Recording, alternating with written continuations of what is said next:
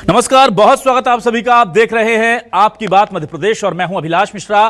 कर्मचारियों को लेकर आज हम अपना डिबेट जो है वो लेकर आए हैं और उससे पहले एक बड़ी और अच्छी खबर यह है कि मोहन सरकार ने प्रमोशन के लिए प्रक्रिया शुरू करने के आदेश जारी कर दिए। आपको याद दिला दें कि अब से कुछ दिनों पहले 2-3 दिन पहले एक बैठक भी आयोजित की गई थी और प्रमोशन को लेकर सरकार बहुत ज्यादा संजीदा थी। प्रमोशन की नीति भी आ गई थी, लेकिन इस पर बात आगे नहीं बढ़ रही थी। न्यूज 24 मध्य प्रदेश छत्तीसगढ़ वाहिद ऐसा चैनल है जो लगातार इस मुद्दे को कर्मचारियों के हित में आगे उठा रहा था और हम बार बार यह मांग कर रहे थे कि जल्द से जल्द प्रमोशन की प्रक्रिया शुरू होनी चाहिए। एक अच्छी खबर के साथ शुरुआत कर रहे हैं कि प्रमोशन की प्रक्रिया शुरू करने के सरकारी निर्देश जारी अब से कुछ देर पहले हो गए हैं।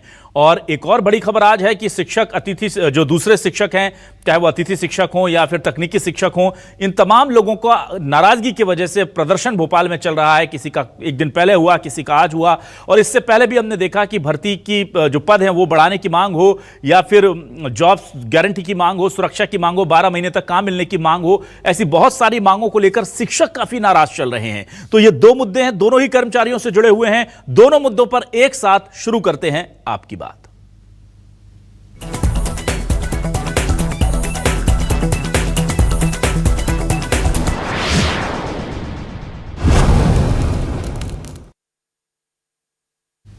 और आइए सबसे पहले आपको सुनाते हैं कि जो कर्मचारी हैं, शिक्षकों से जुड़े हुए, शिक्षण संस्थाओं से जुड़े हुए, जो चाहे वो शिक्षक, तकनीकी शिक्षक हों या दूसरे शिक्षक, किन मांगों को लेकर भोपाल में प्रदर्शन कर रहे हैं, यह जानना भी जरूरी है। आपको सुनाते हैं क्या कह रहे हैं वो। हम सभी साथी शिक्षक भर्ती 2023 की वेटिंग अभ्यर्थी हैं। हमने दो परीक्षाएं पास की हैं, प्री दिया है, मेंस दिया है, उसके बाद भी आज हम वेटिंग में हैं। 8,720 में से मात्र 2901 आज के 3 साल में भरे गए हैं। तो हम लोग 3 साल से शिक्षक भर्ती 2023 में पदवृद्धि की सेकंड काउंसलिंग मांग कर रहे हैं। क्यों कर रहे हैं आप बताइए। 8,720 में से आपने मात्र 2901 पद भरे गए हैं और मध्य प्रदेश में के की रिपोर्ट के अनुसार अभी भी 50,000 से 1.5 लाख तक पद खाली है। हमारी सरकार से एक ही मांग है कि पदवृद्धि के साथ सेकंड काउंसलिंग जल्दी से जल्दी करें, जिससे हम ये 3 साल से लगातार जो भटक रहे हैं, लगातार हम धरना प्रदर्शन कर रहे हैं। हमने यहाँ तक के मुंडन भी करवाया, दंडवत भी हुए, लेकिन आज तक सरकार ने बिल्कुल नहीं सुनी। 10 साल से यहाँ पे कार्यरत है। ये मध्य प्रदेश की पूरी योजना चल रही है और इसमें सभी व्यावसायिक शिक्षक अलग अलग कंपनियों के थ्रू कार्यरत हैं। हमारा काम है स्कूलों के अंदर हायर सेकेंडरी 9वीं से 12वीं व्यावसायिक शिक्षा, स्किल इंडिया बच्चों को सीधे रोजगार के लिए तैयार करना। डिपार्टमेंट करेगा, डिपार्टमेंट कंपनियों के ऊपर ढोल देता है, कंपनियां डिपार्टमेंट के ऊपर ढोल देती हैं। वेतन वृद्धि और जो जॉब सुरक्षा है उसके लिए यहाँ आए हैं। महिलाएं कई वर्षों से कार्यरत हैं, उन्हें जो मातृत्व अवकाश है वो हमें नहीं दिया जाता। जो हर माह सीएल हमें मिलनी चाहिए वो हमें नहीं दी जाती और जो कंपनियों के थ्रू वेतन जो निर्धारित है 20,000 वो भी हमें पूरा नहीं मिलता है। और वहीं इस पूरे मामले को लेकर के अब जाहिर सी बात है कि गुस्सा जो है, आक्रोश जो है वो बहुत ज्यादा बढ़ गया है। लेकिन जो खबर हम आपको अब दिखाने जा रहे हैं वो खबर जुड़ी हुई है कर्मचारियों के प्रमोशन से। 4.5 लाख कर्मचारी प्रमोशन की राह देख रहे हैं। 10 साल में कई कर्मचारी रिटायर हो गए बिना प्रमोशन के। सरकार ने अब दिशा निर्देश भले ही जारी कर दिए हैं, लेकिन इसको लेकर बड़ा पेच आगे भी फंसेगा। ये मान के चलिए सपाक्स और जो दूसरे संगठन है, चाहे वो अनुसूचित जनजाति से जुड़े हुए अजाक्स हैं, इन तमाम संगठनों ने कहीं ना कहीं अपनी अपनी मांग को लेकर मोर्चा खोल रखा है। अजाक्स चाहता है कि सरकार का जो फॉर्मूला है उसी के तहत प्रमोशन की लिस्ट तैयार की जाए, लेकिन सपाक्स इसका विरोध कर रहा है। दोनों की मांगें क्या हैं, दोनों के विरोध के कारण क्या है, दोनों के बयान एक साथ सुनाते हैं। एक नियम भले हमारे उतने हित में नहीं है अनुसूचित जनजाति की, इसके बावजूद अजाक्स ने सोचा कि अधिकारी कर्मचारी जो बिना 10 वर्ष के सेवांत हो रहे बिना प्रमोशन के, तो उनको लाभ मिले, इसलिए अजाक्स ने शासन के इस नियमों का समर्थन भी किया। इसके बावजूद भी सपाक्स जैसे संगठन इसका विरोध कर रहे हैं, जिससे अधिकारी कर्मचारियों को भारी नुकसान हो रहा है। शासन ने अभी जो माननीय मुख्य सचिव ने जो निर्देश दिए कि माननीय न्यायालय के निर्देश को ध्यान में रखते हुए निर्णय के प्रति माननीय न्यायालय के निर्णय के प्रति ध्यान में रखते हुए उन्होंने इस प्रमोशन की प्रक्रिया को चालू करने के निर्देश दिए। इसके लिए हम आसन प्रश्न व्यक्त करते हैं कि शासन की जल्दी ही अधिकारी कर्मचारियों को प्रमोशन होकर उनको लाभ मिले। या सरकार हमारी जो है ये कोर्ट को कुछ समझते ही नहीं है भाई। आप एक तरफ तो आप 2002 के नियमों को आप सही ठहरा रहे हैं माननीय सर्वोच्च न्यायालय में, और यहाँ पे आपने दूसरे नियम बना दिए, 2025 के नियम बना दिए तो सरकार अपनी एक मानसिकता तो स्थिर करे पहले कि वो चाहती क्या है। और हम लोगों ने कभी पदोन्नतियाँ नहीं रोकी, हमने तो बराबर कई बार बहुत सारे हमने पत्र सरकार को लिखे हैं कि आप पदोन्नति शुरू करिए। केवल उन्हीं की पदोन्नतियाँ बर्बादित थी, मूल वरिष्ठता से पदोन्नतियाँ हो सकती थी। और इन नियमों में सबसे बड़ी खामी ये है कि ये भी लगभग वैसे ही पुराने जैसे नियम हैं। इनमें सामान्य और अन्य पिछड़ा वर्ग की पदोन्नतियाँ नहीं होंगी, उनके लिए ये नियम एकदम बेकार हैं। और आइए देखते हैं सवाल क्या है। सवाल लेकर आ रहे हैं आपके टेलीविजन स्क्रीन पर। सवाल ये रहे आपके सामने। एमपी में शिक्षक भर्ती को लेकर आंदोलन, पद वृद्धि की मांग को लेकर प्रदर्शन। तकनीकी शिक्षक भी विरोध जता रहे, वेतन बढ़ोतरी, जॉब सुरक्षा की मांग उठा रहे। प्रमोशन को लेकर सरकार का बड़ा ऐलान, एमपी में शिक्षक भर्ती, वेतन वृद्धि पर संग्राम। एमपी में कर्मचारियों के प्रमोशन के निर्देश जारी, अजाक्स सपाक्स में कौन पड़ेगा भारी, क्योंकि इनकी लड़ाई है और इन्हीं की लड़ाई की वजह से, इन्हीं के मतभेद की वजह से यह मामला अटक गया। सरकारों ने इसका फायदा उठाया और 10 साल तक किसी कर्मचारी को प्रमोशन नहीं मिल पाया। अब यह उम्मीद है कि इस बार का जो प्रमोशन है कहीं वो तो कोर्ट कचहरी के चक्कर में नहीं फंसेगा। हमारे साथ खास मेहमान जुड़ रहे हैं। मेरे साथ बीजेपी से वरिष्ठ नेता प्रवक्ता डॉक्टर प्रेम व्यास जी जुड़ रहे हैं, उनका बहुत स्वागत करता हूं मैं। कांग्रेस से वरिष्ठ नेता प्रवक्ता रवि राहुल वर्मा जुड़ रहे हैं, रवि जी का भी बहुत स्वागत करता हूं। साथ ही साथ मेरे साथ राहुल सूर्यवंशी हैं, व्यावसायिक परीक्षक जो हैं वो हैं, उनका स्वागत करता हूं। और डॉक्टर के.एस. तोमर, संरक्षक सपाक्स जुड़ गए हैं, उनका भी स्वागत करता हूं। चलिए, सबसे पहले तो मैं राहुल सूर्यवंशी जी आपके पास आता हूं, क्योंकि आपकी मांगे अभी अधूरी हैं। हम देख रहे हैं कि चाहे वो तकनीकी शिक्षक हों या दूसरे शिक्षक प्रदर्शन कर रहे हैं। आप लोगों की मांगे क्या है? और जितना मैं जानता हूं आपका काम होता है युवाओं को रोजगार के लिए तैयार करना और बेहतर तरीके से जीवन यापन वो कर पाएं, इस लायक बनाना। और बड़ा दुर्भाग्य यह है कि आप ही के पास रोजगार के पूरे मौके नहीं हैं। 12 महीने आपके पास रोजगार ही नहीं है। मतलब जो रोजगार के लिए नई पीढ़ी तैयार कर रहा है वो खुद ही बेरोजगार रह जाता है साल में 2-4 महीने, और ऊपर से उसका शोषण अलग हो रहा है। जो ठेके के पैसे निर्धारित किए गए वो भी आपको नहीं मिल रहे। क्या क्या समस्याएं हैं, जरा बताइए।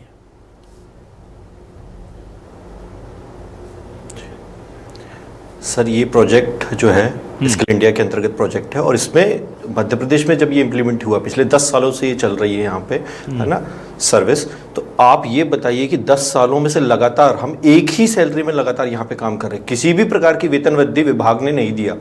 जबकि अगर हम अदर स्टेट्स की बात करें तो वहां पर बढ़कर सैलरी, जहां बीजेपी शासित प्रदेश है हमारे, दिल्ली की बात करें 38,000 सैलरी मिल रही है, हरियाणा में 36,000 रुपए सैलरी मिल रही है हमारे व्यावसायिक प्रशिक्षकों को। लेकिन मध्य प्रदेश में बड़े दुर्भाग्य की बात है कि सैलरी इंक्रीमेंट नाम मात्र का भी नहीं दिया है इतने सब वर्षों में। और सेंट्रल की बात करें, सेंट्रल से ये प्रोजेक्ट के लिए 25,000 रुपए, अगर सैलरी की बात करें 25,000 रुपए प्रति माह आ रही है। लेकिन उसमें ये क्या कर रहे हैं, मात्र 20,000 दे रहे हैं, बाकी मैनेजमेंट के नाम पे, अदर चीजों के नाम पे काट ले रहे हैं वो राशि। ठीक है, तो बढ़िया स्किल डेवलपमेंट हो रहा है आपके फंड का भी। चलिए ठीक है, मैं जल्दी से आ जाता हूं अब इस पूरे मामले को लेकर के। एक और कर्मचारियों से जुड़ा बहुत बड़ा मामला है। तोमर जी, आप मुझे सुन पा रहे हैं? हाँ, थोड़ा आवाज स्लो आ रही है। तोमर जी को भाई ऑडियो ठीक कीजिए जी। तोमर जी देखिए, अब से कुछ देर पहले सरकार ने निर्देश जारी कर दिए। बड़ी खुशी की बात है, पदोन्नति को लेकर के निर्देश जारी कर दिए हैं। बहुत लंबे समय से आप तो खैर लड़ाई लड़ ही रहे हैं, न्यूज़ 24 भी इस मुद्दे को प्रमुखता से उठाता रहा है, और मुझे नहीं लगता कि जितना इस मुद्दे को हमने उठाया किसी और ने उठाया है। पर अब जब ये निर्देश जारी हुए हैं तब भी हम देख रहे हैं कि आप लोग बहुत खुश नहीं हैं। उसकी वजह क्या है? क्या दिक्कतें आपको लग रही हैं इस प्रमोशन की नीति में? सबसे पहली बात तो ये कि नियम वही रखे हैं, जो नियम 2000 के द्वारा खारिज किया जा चुका था, लगभग वही के वही नियम रखे हैं। और इन नियमों से सामान्य वर्ग, अन्य पिछड़ा वर्ग एवं अल्पसंख्यक वर्ग के कर्मचारी अधिकारियों को भारी नुकसान होने जा रहा है। इनकी पदोन्नतियां नहीं होंगी। और इन नियमों में एक तो ये प्रावधान नहीं किया गया है कि जिनको स्टेटस को जब सरकार ने लिया, जाके माननीय सर्वोच्च न्यायालय से स्टेटस को जिनका कराया, जिनकी यथास्थिति कराई, उनके भी आप पदोन्नति करेंगे। यानी कि माननीय उच्च न्यायालय के द्वारा जिन्हें 2 पद नीचे डिमोट करना था, उनको आप 1-2 पद और ऊपर प्रमोट कर देंगे। और इन नियमों में सबसे बड़ी खामी ये भी है कि इसमें क्रीमी लेयर का भी कोई प्रावधान नहीं किया गया है, जो कि एम नागराज के केस में, जनरल सिंह के केस में माननीय सर्वोच्च न्यायालय के द्वारा बताया गया था। और दूसरे ये भी व्यवस्था इसमें रखी गई है कि जो SC ST के जो कर्मचारी अधिकारी पहले पदोन्नति पा जाते हैं वह सामान्य के पदों पर, अनारक्षित वर्ग के पदों पर भी आ जाएंगे। जबकि आप सोचिए कि जो कर्मचारी अधिकारी आरक्षण का फायदा लेके सर्विस में आता है वह रिजर्व पे ही जा सकता है, वो मेरिट नहीं होता है। उस कर्मचारी अधिकारी को आप पदोन्नत कर देंगे अनारक्षित के पदों पे। आज आप मंत्रालय का उदाहरण देख लीजिए, मंत्रालय में ऐसी खतरनाक स्थिति बनने जा रही है कि सामान्य वर्ग के, अन्य पिछड़े वर्ग के, अल्पसंख्यक वर्ग के कर्मचारी अधिकारी केवल एक पदोन्नति पाएंगे, यानी LDC से केवल UDC बन पाएंगे। उसके ऊपर ASO का पद, SO का पद, अंडर सेक्रेटरी का पद, डिप्टी सेक्रेटरी का पद, एडिशनल सेक्रेटरी, इन सभी पदों पे इनकी संख्या निरंक हो जाएगी, शून्य हो जाएगी और इनकी नस्ल खत्म हो जाएगी। ये बहुत ही दुर्भाग्यपूर्ण है, शासन के द्वारा एक तरफा दिया गया है। ये तो हम जानते थे कि शासन हमारे खिलाफ में है। जो सरकार करोड़ों रुपए हमारे खिलाफ वकीलों पर खर्च कर रही थी, हमको जो है पदोन्नति ना मिल जाए, हम लोगों के साथ न्याय ना हो जाए, हम लोग कितने भी योग्य रहें, हमारी कितनी भी एजुकेशन ज़्यादा हो और कितने भी हम सीनियर हों, उसके बाद भी हमें पदोन्नतियां नहीं मिल रही थी और आगे भी नहीं मिलेंगी। ये बहुत ही हमारे लिए काला दिवस है। इसके लिए सामान्य वर्ग, अन्य पिछड़ा वर्ग और अल्पसंख्यक वर्ग के जो कर्मचारी अधिकारी हैं ये पीड़ित रहेंगे। अगले 10 साल तक यही स्थिति इनकी रहने वाली है। सरकार के द्वारा, माननीय मुख्यमंत्री जी के द्वारा, माननीय मुख्य सचिव महोदय के द्वारा ये हम लोगों के साथ बहुत बड़ा अन्याय किया जा रहा है। ठीक है, और इसके लिए हम आगे अपना संघर्ष जारी रखेंगे। ठीक है, रवि राहुल वर्मा जी के पास आते हैं। रवि जी देखिए, कर्मचारी चाहे शिक्षक हो, वो परेशान है, बहुत जायज मांग है उनकी। एक भी मांग मुझे ऐसी नहीं लगी कि वो गलत बात कर रहे हैं। जब बीजेपी शासित राज्य हरियाणा और दिल्ली में 40,000, 38,000, 36,000 ऐसे रुपए मिल रहे हैं, यूपी में उनसे ज्यादा है, इन्हें 20 मिल रहा है, आता केंद्र से 25 है, 20 मिल रहा है, और 10 साल से आप उनके पैसे नहीं बढ़ा रहे। 10 बार आपने पेट्रोल के दाम बढ़ा दिए पिछले 6 महीने में, गैस के दाम बढ़ा दिए, और 10 साल से उनके कोई पैसे नहीं बढ़ाए जा रहे हैं। तो जाहिर सी बात है वो प्रदर्शन करने को मजबूर होंगे पदोन्नति को लेकर के, और जॉब सिक्योरिटी मांग रहे हैं कि 12 महीने काम दे दो। दूसरों को रोजगार देने वाले खुद बेरोजगार हो जाते हैं 2-3 महीने। वो क्या किसी को रोजगार दे पाएंगे जब उन्हें ही नहीं पता कि उनको कितने दिन नौकरी मिल रही है? तो भरोसा कहां से आएगा? क्या कहेंगे आप? निश्चित तौर पर बड़ी दुर्भाग्य की बात है अभिलाष जी कि डबल इंजन की सरकार डबल मुसीबत के साथ कर्मचारियों पर आज आक्रामक रूप से टूट पड़ी है। क्योंकि जो है पदोन्नति हर कर्मचारी का अधिकार है, लेकिन वहां न्यायालय के निर्देश और सामाजिक न्याय के अनुरूप होना चाहिए। क्योंकि संविधान के अनुच्छेद धारा जो 16 है वो समान अवसर की गारंटी देता है कि सभी कर्मचारियों को उसकी पदोन्नति मिलनी चाहिए। लेकिन इस सरकार ने वर्षों बरस तक जो है उनका पदोन्नति को रोक के रखा, उनका शोषण किया। कई कर्मचारी भाई जो थे सेवानिवृत्त हो गए, लेकिन उनकी पदोन्नति नहीं हुई, जो बड़ी ही दुर्भाग्य की बात है। डबल इंजन की सरकार का दम भरने वाले लोगों ने आखिर इन कर्मचारियों का इतना शोषण क्यों किया? आज अगर हमारे कर्मचारी भाई धरने पर बैठे हैं, वो अपनी मांगों को लेकर अगर असहमति जता रहे हैं, तो सरकार को व्यापक स्तर पर कर्मचारी संगठनों से इस पर चर्चा करना था और फिर उसके बाद एक मसौदा तय करते। आखिर ऐसी क्या जल्दबाजी है? आखिर ये चुनावी शगुफे को ध्यान में रखते हुए क्यों इस तरह के निर्णय लिए जा रहे हैं? सभी संगठनों से बात करते, लेकिन इस सरकार का दम हमने देखा है कि इनके मंत्री किस तरह की भाषा कहते हैं कि आप तो अतिथि हैं, मेहमानों की तरह रहिए। तो ये दम है। सरकार जो है लगातार कर्मचारी संगठनों की अनदेखी कर रही है। सरकार को कम से कम ऐसा मसौदा तैयार करना चाहता जो एक समान अवसर देता हो, समान गारंटी देता हो, लेकिन सरकार केवल अपनी डपली, अपना राग बजाने का काम करती है। और सीधे सीधे स्पष्ट देखा जा सकता है कि नगर निगम चुनाव को ध्यान में रख के सरकार ने यह निर्णय लिया है, जबकि अनुच्छेद जो 16 है वो समान अवसर की गारंटी देता है कि सरकार में बैठे जो आला अधिकारी हैं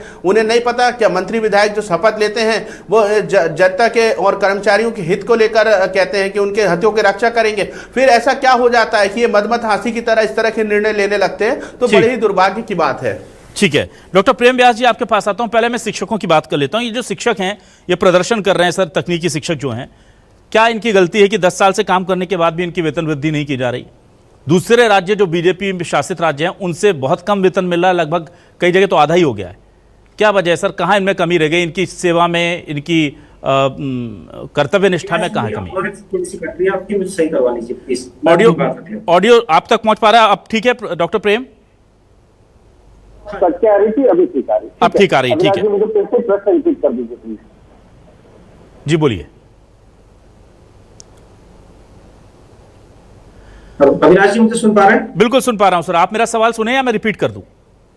जी रिपीट कर दीजिए प्लीज। जी, मेरा सवाल यह है कि जो तकनीकी शिक्षक हैं प्रेम जी, उन्हें आधी सैलरी मिल रही है दूसरे बीजेपी शासित राज्यों के मुकाबले। 10 साल से आपने वेतन वृद्धि नहीं की है। 25 केंद्र से आता है, उसमें से भी 5 रख लेते हैं। वो अपनी मांगों को लेकर प्रदर्शन कर रहे हैं। शिक्षक जो है वो कह रहे हैं कि कैग की रिपोर्ट कहती है 50,000 से 1.5 लाख पद खाली हैं। वो कह रहे हैं 8-9 हजार पद निकाल दो, आप वो भी नहीं निकाल रहे हैं। तो उनकी मांगों को लेकर क्या कहेंगे आप? अभिलाष जी, मैं पूरी बातों का जवाब देता हूँ। देखिए, सबसे पहले तो मध्य प्रदेश की ही बात की जाती है, बीजेपी शासित राज्यों की बात की जाती है। मुझे बताइए, अभी जो बात की गई रवि जी ने, किसी कांग्रेस शासित राज्य की बात करी क्या? क्योंकि जो है कर्नाटका में आप आधी सैलरी दे रहे हैं, आपने नाम परिवर्तन कर दिया। हिमाचल में 2-2 साल से सैलरी नहीं दे पा। मध्य प्रदेश में जो भी उपयोग है प्रमाण पत्र, पूरी तरह से जो सरकार के दिशा निर्देशन के अनुसार केंद्र का बजट आता है, उसका उपयोग निर्धारित योजना और विभागीय स्तर पर जो कानून और प्रावधान है उसके तहत ही मध्य प्रदेश में हो रहा है, और हम बेहतर विकल्प के साथ में पूरा उपयोग कर रहे हैं। दूसरी तरफ है कि मध्य प्रदेश सरकार, आदरणीय डॉक्टर मोहन यादव जी किसी भी शासकीय कर्मचारी या शिक्षाविद के खिलाफ नहीं है। ये मुझे लगता है यहाँ पर बैठी पैनल को स्पष्ट करना चाहिए, क्योंकि 2002 के बाद 2016 तक निर्विवाद रूप से, जिसको रवि जी कह रहे हैं, और उसके बाद कोर्ट में क्वांटिफाइबल डाटा नहीं देने के कारण 2016 में निरस्त करने की बात हुई थी। उस समय भी हम स्टे लेकर आए थे ताकि किसी भी कर्मचारी का अहित ना हो। और दूसरी बात है कि संवेदनशीलता के साथ में कई बार हमने सेवा नियमों में परिवर्तन किया, सर्विस को 3 गुना किया, ईपीएफओ ईएसआई का लाभ दिया, उसके बाद में मैटरनिटी लीव उसको सम्मिलित किया, 50% आरक्षण, कोर्ट में पर डे जो है सुनवाई, उसके बाद ऑल पार्टी मीटिंग जहां से कांग्रेस भाग गई थी। ऐसे कई सारे कार्य करें। तो मुझे लगता है सरकार पूर्ण दायित्वों के साथ में उन दायित्वों का निर्वहन कानूनी संविधान और प्रावधान के तहत हो, इसका निर्धारण कर रही है। आपने देखा होगा उत्तर प्रदेश में 2 लाख लोगों के डिमोशन हो गए थे प्रमोशन के बाद में, क्योंकि संवैधानिक प्रक्रियाओं का पूर्ण पालन नहीं किया गया था।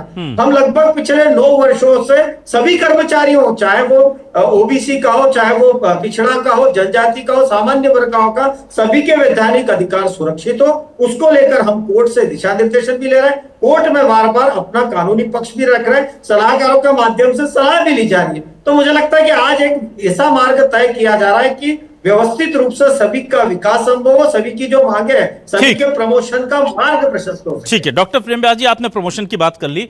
मैं आपसे ये पूछ रहा हूं, जिन लोगों की आपने कही इन्हें मैटरनिटी लीव नहीं मिलती, 20,000 रुपए आप देते हैं, कई ठेकेदार तो इन्हें वो पूरा पैसा भी नहीं देते, 25 होता है 20 देते हैं सर, 20 में से भी पूरा नहीं मिलता, इन्हें छुट्टियां नहीं मिलती, इनके प्रमोशन नहीं होते, इनकी वेतन वृद्धि नहीं होती, इन्हें पूरा का पूरा 12 महीने जॉब नहीं मिलता सर। इस पर आप कुछ नहीं बोले?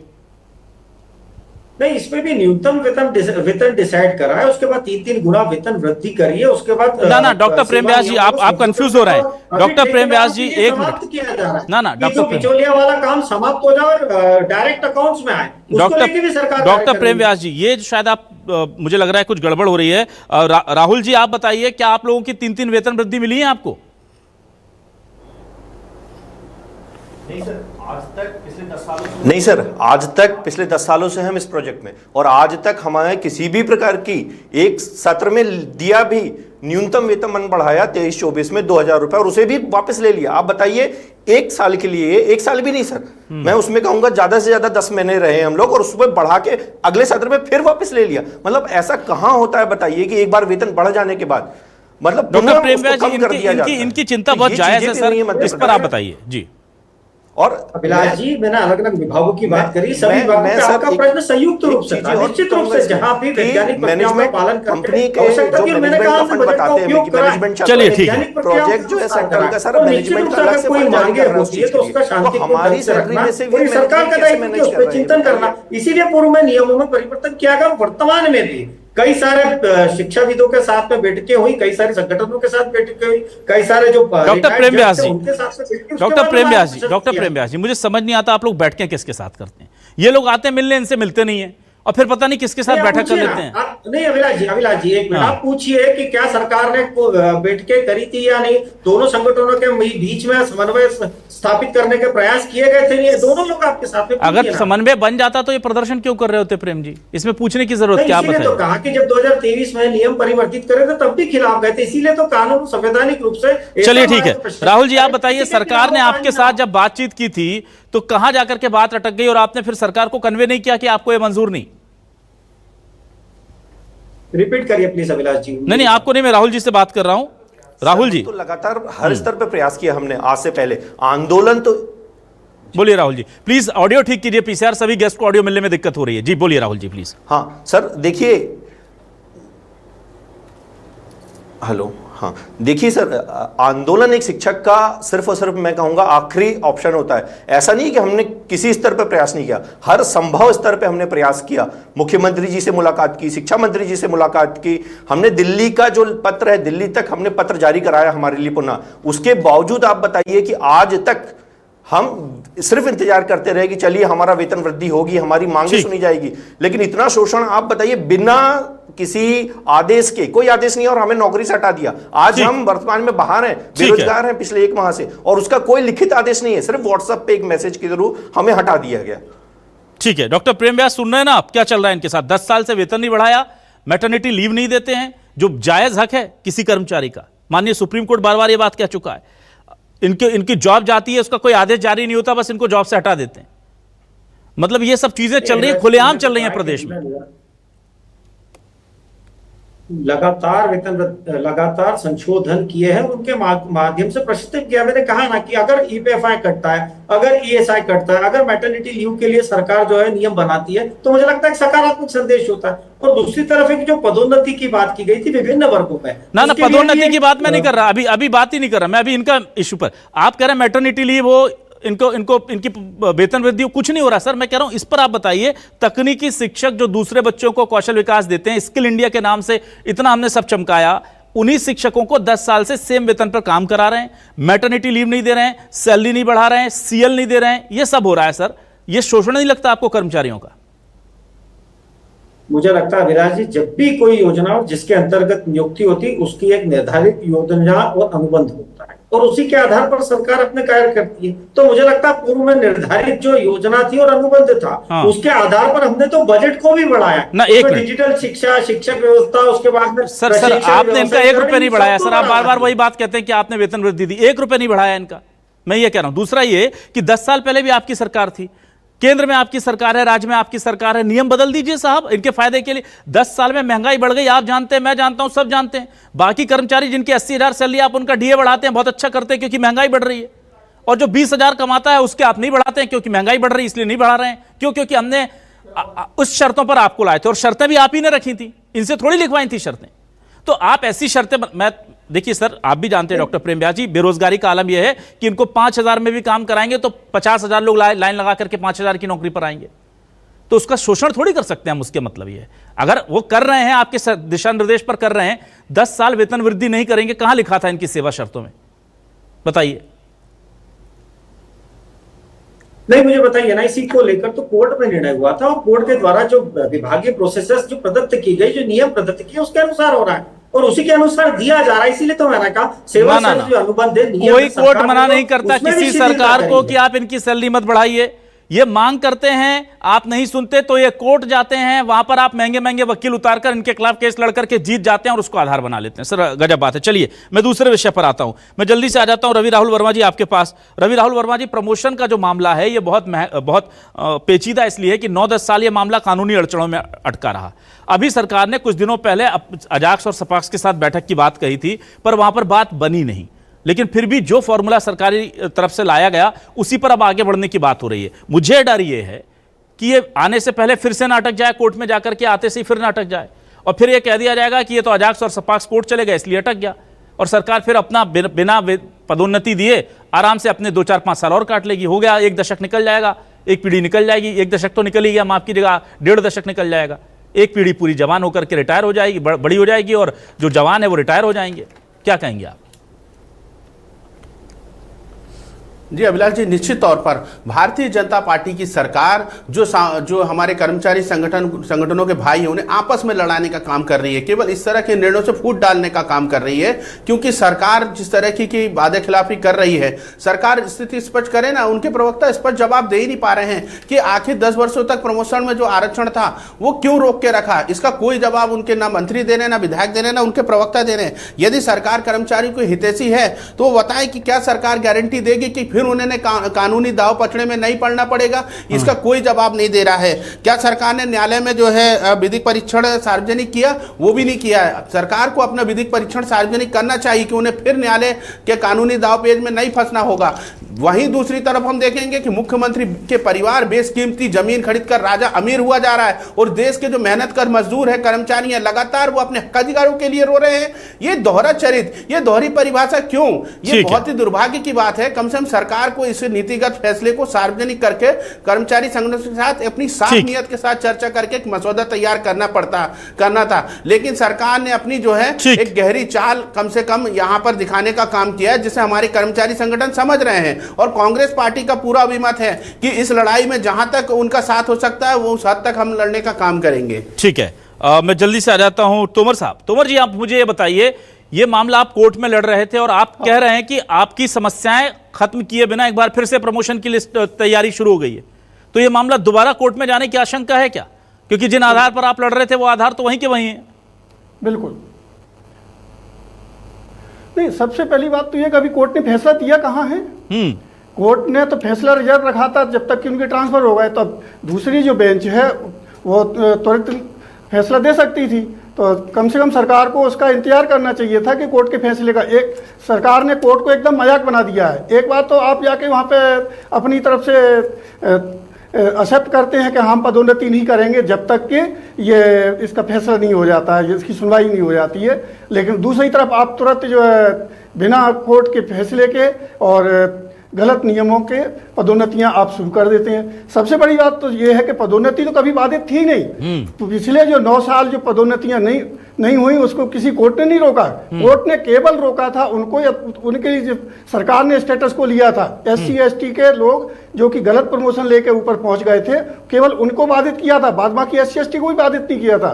मूल वरिष्ठता से पदोन्नतियां कभी नहीं रोकी गई।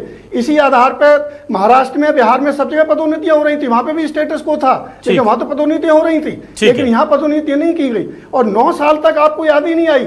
और सबसे बड़ी बात यह कि आपने ये सोचा ही नहीं कि आप का ये क्लियर ही नहीं है कि आपके 2002 के नियम यदि सही थे तो फिर आप ये 2025 के नियम क्यों बनाए? जब 25 के नियम बनाए इसका मतलब 2002 के आपके नियम गलत आपने मान लिए हैं। तो गलत नियमों से जो पदोन्नत हुए, तो सबसे पहले जब तक ये उन्हें रिवर्ट नहीं करेंगे तो ये जो है, अच्छा तोमर जी एक चीज स्पष्ट, अवमानना होगी। ठीक है, आप मुझे एकदम स्पष्ट बताइए तोमर जी, क्या अगर ये प्रमोशन पर काम आगे बढ़ता है तो क्या सपाक्ष जो है वो फिर से कोर्ट में जाकर के इस पर अपील करेगा? बिल्कुल अपील करेंगे। अपील अभी सुनवाई उसकी पूरी हुई नहीं है, वो तो होगी। माननीय सर्वोच्च न्यायालय भी जाएंगे, चूंकि ये सर्वोच्च न्यायालय की भी अवमानना कर रहे हैं। ठीक ऐसे कर्मचारी अधिकारियों को ये पदोन्नत करना चाह रहे हैं जिनको कि स्टेटस को है। चलिए एक जल्दी से एक जवाब और दीजिए मुझे, मैं वाइंड अप करूंगा तो प्रेम जी के साथ। मुझे ये बताइए तोमर जी, जब इस पूरे मामले को लेकर, पदोन्नति को लेकर एक बैठक हुई थी, अजाक्स और सपाक्स के लोग बुलाए गए थे, तब क्या आपने इस बात को रखा था सरकार के सामने कि आप लोग इस फॉर्मूले से खुश नहीं है और इस पर अगर आप आगे बढ़ेगी सरकार तो हमारे द्वारा हमेशा इस बात को रखा गया है। ठीक है, हाँ, ये तो हमेशा से रखा गया है और उसके बाद ही कोई कोर्ट में जाता है। कोर्ट में आदमी लास्ट में जाता है। हमने अपने सब पूरे पॉइंट बताए थे कि क्या क्या इसमें कमी है, कौन कौन से ये माननीय सर्वोच्च न्यायालय के निर्देशों की इसमें अवहेलना हो रही है। ठीक, जब आप 36% पॉपुलेशन पे पूरा 36% आप आरक्षण दे रहे हैं और प्लस सामान्य के पदों पे मेरिट में भी आ जाएंगे, प्लस जो पहले पदोन्नति पा गए हैं वो भी अनारक्षित के पदों पे आ जाएंगे। मतलब स्थिति ये होगी कि 100% पदों पे सभी डिपार्टमेंटों में सभी जगह ऊपर केवल और केवल अनुसूचित जाति और जनजाति वर्ग के काबिज हो जाएंगे। केवल रिजर्वेशन तक ही बात होती तो ठीक था, लेकिन जब आप 100% ऐसा करेंगे, हमारी नस्ल खत्म करने पे हो जाएंगे, तो ये स्थिति ठीक नहीं है। डॉक्टर प्रेम व्यास जी, देखिए उनका ये कहना है कि SC ST को प्रमोट कर रहे हैं आप, वो ठीक है, लेकिन जिस फॉर्मूले से कर रहे हैं वो उनको मंजूर नहीं था और उसमें अल्पसंख्यक हैं, उसमें अगड़े हैं और उसमें पिछड़ा वर्ग भी है, यानी कि सामान्य है, अल्पसंख्यक है और पिछड़ा वर्ग है, एक 3 मिलाकर के बहुत बड़ा वर्ग हो जाता है, मेजॉरिटी हो जाते हैं। ये मेजॉरिटी जब मेजॉरिटी खुश नहीं है साहब, और आप इस मामले को लेकर के एक नई दिशा निर्देश बना करके फिर प्रमोशन की प्रक्रिया शुरू करेंगे, ये फिर कोर्ट में अटक जाएगी। डॉक्टर प्रेम व्यास जी, तो रास्ता तो फिर हमें बीच से ही निकालना था, तो अभी किया क्या आपने? मतलब ये जहां से चले थे घूम फिर के वहीं पहुंच गए कि इनकी नाराजगी रहेगी, कोर्ट जाएंगे, मामला अटक जाएगा। नहीं अभिलाष जी, जो निर्णय लिया गया वो पूर्ण रूप से न्यायालय के निर्देशन संविधान के अनुसार। ना एक मिनट प्रेम व्यास जी, अभी उसका फैसला नहीं आया है। ना प्रेम व्यास जी, अभी उसका फैसला नहीं आया है। और मैं आपको यह भी बता दूं कि जो प्रमोशन होंगे, मैं अपने दर्शकों को भी बता दूं, प्रेम व्यास जी को भी बता दूं, वो न्यायालय के आने वाले फैसले के अधीन होंगे। ये नोट लिखा होगा उस प्रमोशन लिस्ट पे नीचे, क्योंकि अभी फैसला नहीं आया है। हाई कोर्ट, मुझे सुन लीजिए ना अभिलाष, हाँ। उसमें हाई कोर्ट के दिशा निर्देशन, सुप्रीम कोर्ट के दिशा निर्देशन, एडवोकेट के दिशा निर्देशन, उसमें विधि विभाग से राय ली गई है। सभी की राय लेने के बाद में एक निर्णय लिया गया है और उसको भी कोर्ट के आदेश के आने के बाद भी प्रदत्त किया जाएगा। किसी भी वर्ग का नुकसान नहीं होगा। जो नियम बना रहे वो संवैधानिक, प्रावधानिक और न्यायालय के पूर्व के, वर्तमान के जो बार बार कोर्ट्स किए गए उसको भी ध्यान में रखते हुए पदोन्नति जो है, वरिष्ठता क्रमांक, पात्रता, उसके बाद में जो रिक्त पद है, इन सबको सम्मिलित किया गया है ताकि उसको कहीं भी चैलेंज ना किया जा सके। और इसीलिए मैंने कहा कि पूर्व में यह देश देख चुका है, उत्तर प्रदेश में किस तरह से डिमोशन हुए थे, किस तरह से जो दो विषय थे, इंदिरा साहनी वाला और एक और विषय था उमा देवी वाला, जिसमें बैकडोर एंट्री की बात की गई थी, तो उनको भी सम्मिलित किया गया है ताकि किसी भी वर्ग का, चाहे वो सामान्य का हो, पिछड़ा हो, अनुसूचित हो, किसी भी वर्ग का नुकसान न हो, सबको बराबर मौका मिले। लेकिन डॉक्टर प्रेम व्यास जी, ये जब आप इतनी आप कह रहे हैं कि एक प्रमोशन नीति हमारे पास आई थी, उस पर बात भी हुई, इन लोगों के साथ बैठक के सरकार ने चर्चा भी की, चाहे वो अजाक्स के लोग हों, सपाक्स के लोग हों, सारे कर्मचारी संगठनों के साथ बात की। जब आप इतने आश्वस्त हैं तो इन्हें क्यों नहीं आप लोग, मेजॉरिटी ऑफ द कर्मचारी जो हैं, उन्हें क्यों नहीं आप सेटिस्फाई कर पाए कि देखिए आपके साथ अन्याय नहीं होगा? जब आप ऑन पेपर उन्हें सेटिस्फाई आप यहां नहीं कर पा रहे, तो फिर कोर्ट में सरकार कैसे सेटिस्फाई करेगी कोर्ट को कि हमने इनके साथ न्याय किया है? ये कर्मचारी तो सब बोल रहे हैं कि हमारे साथ गड़बड़ हो रही है, उनके बिंदुओं के उत्तर ही नहीं है जो उनकी आपत्तियां हैं उसके। नहीं अभिलाष जी, जब उसका पूरा प्रारूप जब सामने आएगा, पूरा ड्राफ्ट सामने आएगा, तो ये काल्पनिक भय या जो कुछ मांगे हो रहे हैं, जो सम्मिलित हुई या नहीं हुई, निश्चित रूप से वो भी प्रदर्शित होगी। चलिए ठीक तो मुझे लगता है मैंने कहा कि पूर्व में हमने सभी पहलू, कानूनी पहलू हो, संवैधानिक पहलू हो, न्यायालय की टिप्पणियां हो और मांग हो, उन सभी का निचोड़ मिलाकर उसको तैयार किया गया है। और निश्चित रूप से जब ये आएगा तो सभी वर्ग के हितों का संरक्षण करता हुआ पाया जाएगा। ठीक है, चलिए देखते हैं, उम्मीद करते हैं। बहुत पेचीदा मामला है, सरकार ने कोशिश की है और सरकार की ये कोशिश कामयाब हो जाए, क्योंकि जो फॉर्मूला, जो प्रारूप, जो ब्यौरा बताया गया था प्रमोशन के लिए, उसको लेकर के एक बड़ा वर्ग है जो बहुत नागवार उसको ये गुजर रहा है। अब उनके हितों को इसमें सम्मिलित किया जाएगा नहीं, इस पर नजर होगी। और दूसरा, ये जो शिक्षक भाई हैं हमारे, चाहे वो तकनीकी शिक्षक हो या दूसरे शिक्षक, इनकी मांगे बहुत जायज हैं। ये ऐसा लग रहा है कि जैसे इन्होंने गलती कर दी कि ये उस कॉन्ट्रैक्ट पे आ गए जो इनके शोषण करने का अधिकार प्रशासन को सौंप देता है। और प्रशासन बार बार वो पर्ची दिखाता है कि तुमने तो साइन किए थे, हम तुम्हारी सैलरी क्यों बढ़ाएं भाई 10 साल तक, तुमने तो साइन किए थे, तुम्हें छुट्टी क्यों दें, तुमने तो मतलब ये ऐसा लग रहा है कि आप किसी भूखे आदमी को पहले रोटी के लिए या उसको कुछ पैसों के लिए उससे कुछ साइन करवा लीजिए उसको मदद के तौर पर, और बाद में फिर उसके नाम पर उसका शोषण कीजिए। सरकार को देखना होगा 10 सालों में वेतन वृद्धि नहीं करना, जबकि पता है कि किस तरह से दाम महंगाई के रिकॉर्ड तोड़ बढ़ रहे हैं। संवेदनशीलता से इस पर विचार करना चाहिए, क्योंकि यह मामला कर्मचारियों का, उनके परिवारों का और पूरे प्रदेश के युवाओं का है। स्किल डेवलपमेंट के नाम पर देश भर में, बल्कि मैं कहूँगा अंतर्राष्ट्रीय स्तर पर जो हमने ढिंढोरा पीटा है, उसके ढोल सुहाने होते तो ठीक है, यहाँ तो डरावने होते जा रहे हैं। बहुत शुक्रिया डॉक्टर प्रेम व्यास जी, रवि राहुल वर्मा जी, राहुल सूर्यवंशी जी, डॉक्टर के एस तोमर जी हमारे साथ जुड़ने के लिए, इस डिबेट का हिस्सा बनने के लिए तमाम दर्शकों का शुक्रिया। नमस्कार।